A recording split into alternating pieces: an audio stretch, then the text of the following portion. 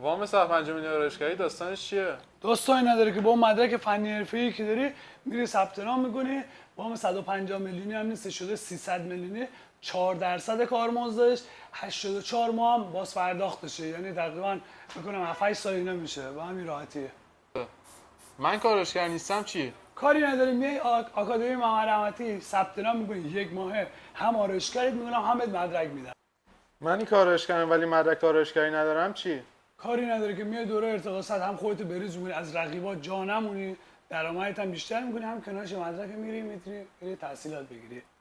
آقای رحمتی من کارشگری نمیخوام یاد بگیرم، فقط میخوام وامش استفاده کنم چی؟ خستم کردی اینقدر دنبالم نه، میتونی غیر حضوری ثبت نام کنی به عنوان کارآموز غیر حضوری، بفرستی داری اونجا آزمون تو بدی، مدرکتو بگیری، تمام شد. شرایطش هم توی کپشه می‌نویسن برات.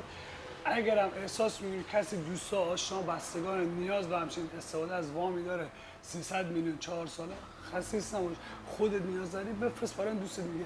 الانم دست از سرم بردار، خانمم منتظره. مرسی.